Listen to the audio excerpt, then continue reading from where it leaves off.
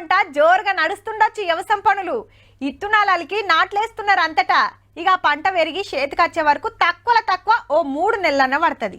అంటే కొన్ని పంటలు జప్పున్న చేతికొస్తాయి, కొన్ని ఆలస్యమైతాయి. పంట తీరుని బట్టి ఉంటది. కానీ ఏ పంట అయినా రోజుల కమానం కాకుండా జరంత ముందుగానే చేతికొస్తే మంచిగుండు అనిపిస్తుంది.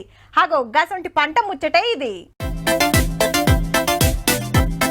రాగి పంటను మంచిగా చూడుండ్రి. పొలంలో కాదు వండేది. పట్నం శివార్ల పంటల మీద ప్రయోగాలు చేసే ఇక్రిషాట్ల పాలీ హౌస్ లో ఇన్నని మొలకలు పెంచి కొత్త ఇత్తునాలు తయారు చేస్తుంటారు. అయితే ఇప్పుడు రాగి పంట చేతికొస్తానికి 120 రోజులు పడుతుంది. కానీ మన సైంటిస్టులు పండించే ఈ పంట ఉత్త 60 రోజులే.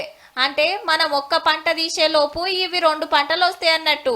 ర్యాపిడ్ రాగి ఇత్తునాలట. మరి బయట మీరు 2.5 సంవత్సరాలు చేసే రీసెర్చ్ని ఇక్కడ 1 సంవత్సరంలో కంప్లీట్ చేసి దాన్ని మనం నేషనల్ టెస్టింగ్కి తీసుకెళ్ళచ్చు. మునుపు ఏదైనా కొత్త ఇత్తునం తయారు చేయాలంటే 4-5 తరాలు టెస్టులు చేస్తూనే ఉండేది.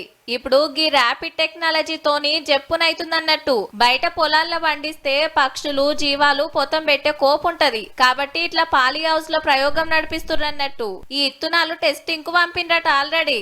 ఆడ ఓకే అయితే రైతులకు పంపిణీ చేసుడే.